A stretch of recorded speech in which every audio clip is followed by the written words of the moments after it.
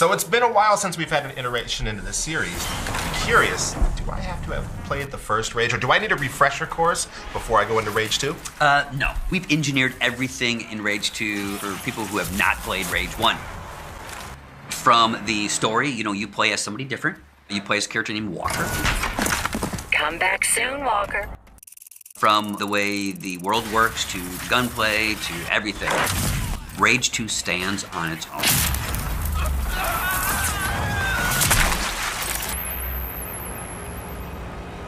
So the world of Rage 2, it's kind of changed from the first Rage, and it looks more vibrant, it looks more beautiful. Tell me what went into creating this post-apocalyptic wasteland. So we really wanted to evolve the wasteland in Rage 2. We wanted to get away from just a desert. In the original Rage, it was very brown and dusty and desert-like, where in Rage 2, as you can see, there's forests now growing, and we have swamps and lakes and things. Yeah, so we really try to make the world a little more fun. And, because the apocalypse should be fun. The apocalypse should be fun. This is post-apocalypse. So we've actually called this the post-apocalyptic shooter.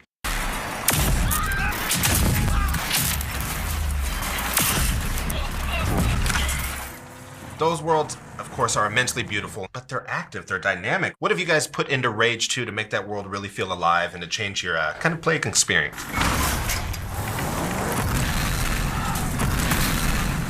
Even when you're on the roads, you can encounter convoys, you can encounter dynamic races, roadblocks will appear, motorcycle gangs will chase you.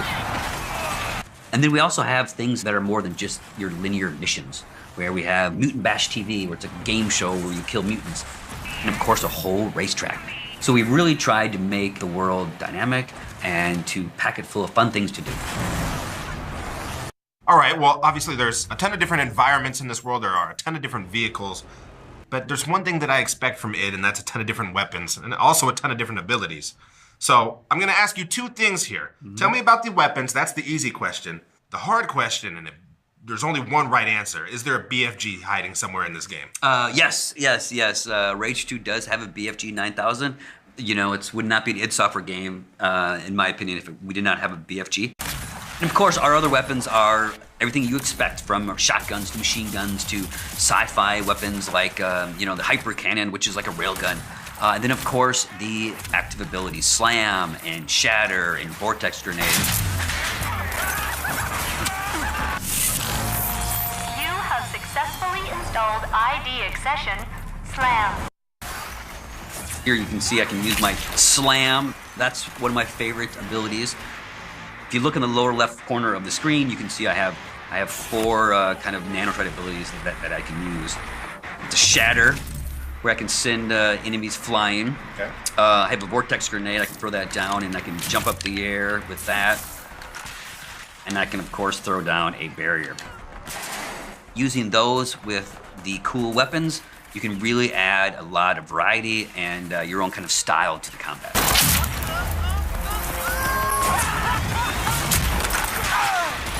So lots of different enemies and archetypes to take on? Yes, lots of different enemies, and players will learn strategy. They'll learn what guns work best. They'll learn what strategy works best, and adds a lot of variety to the experience.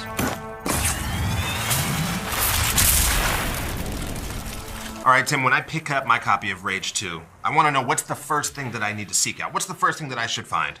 So what I tell people is the most important thing about Rage 2 is finding arcs. Arcs are these kind of sci-fi tombs that are buried under the ground. And in these arcs are all your active abilities and your weapons. Security scanning complete. Mr. President, welcome to ARC 422A. Look for arcs, talk to people in the world. They may know where arcs are located, and you find them and you uncover the goodies. All right, Tim, well, I got to think.